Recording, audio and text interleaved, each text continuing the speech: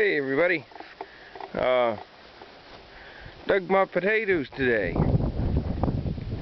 If there's any wind noise on this camera, I apologize up front. I don't have one of those furry mice for a mic or anything like that.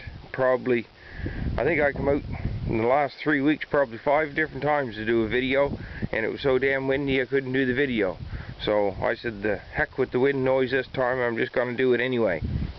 If you guys were watching my videos here earlier, I planted a bit of potatoes and hay. Actually, it was in that little spot over there that you see by the round bale. So today was a nice day. It's been raining pretty much non-stop for the last 3 weeks, so it wasn't much potato digging time.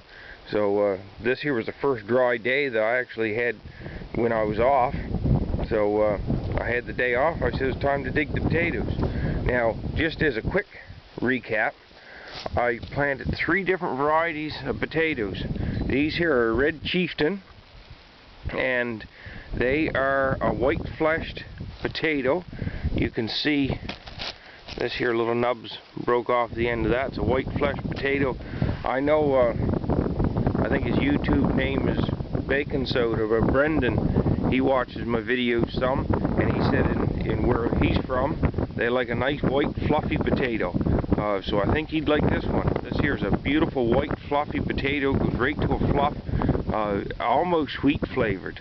But we really like it. We think it's a fantastic potato. Maybe not as long a keeper as some other ones, but a fantastic tasting potato. And that's Chieftain. Over here we have the Yukon Gold, and a lot of people in around my area know the Yukon Gold. It's a yellow fleshed potato, and not as dry and fluffy. It's a little wetter type potato. Some people like it, some people don't, but we like it because of the nice yellow flesh, and it has a really nice flavor. And then over here were the Atlantics. I don't really know much about them. Never, to my knowledge, I never ate them before, and I never grew them before. So maybe after I try those for a little bit, I'll have an idea if they're any good or not. Also, as a bit of a wrap up, I put in 5 pounds of seed each. So there's 15 pounds of potato seed is what I put in, 5 pounds of each variety. And I don't have a set of scales on there, but I think at a conservative estimate I must have 40 to 50 pounds of potatoes there. Oh yes, I'd say a 50-pound bag of potatoes there for sure. If anybody thinks I'm off on that, I don't mind being corrected at all. So I think, just at a guess, 50 pounds of potatoes? She says yes. And so that's potatoes growing in hay. Chieftains, Yukon Golds, and Atlantics. The Chieftains, as you can see, produce the most by far. The Yukon Golds, if you can see by some of these potatoes, some of them were just gigantic. I think that measured 7.5 inches long and 12 inches around the outside.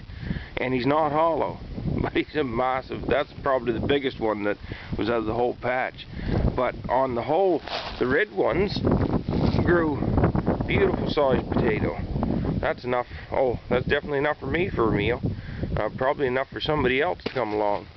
And then all the little ones I saved, we're going to take those, we clean them up. We'll slice them in half with a little bit of rosemary, a little bit of thyme, some olive oil, black pepper, and roast them in the oven. They'll be delicious. The little ones will be. But the Yukon Golds, some of those got a water core. There was quite a few. If you see over here in the bucket, quite a few of the Yukon Golds were rotten in the middle. And most of the ones in this pail are Yukon Golds that are rotten in the middle. So that didn't bode well for them. If I didn't get the watered centers into them, I would have had almost as many Yukon Gold as the Chieftain. So they seem to be a little more prone to that. Now, if you were watching my videos, I grew it in hay, and one thing I learned, now there's a beautiful potato, but he's green. So when your plants are coming up through the hay and they get up to decent sized plants enough that they're starting to open up and fall over, you should put a flake or two of hay on the middle of the plant.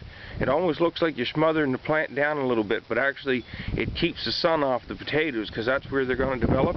So it helps keep the sun off. And if I would have remembered to put enough hay on this one, he would have still been a great potato.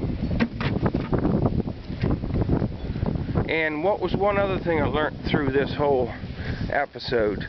Oh, I use sawdust with my hay, and I won't be doing that again. If you see this one, if you see the scab that's on that side of that potato, now I'll still peel that off and use most of it, but if you see that scab, everywhere there was sawdust and the potato was laying against the sawdust, I had that scab.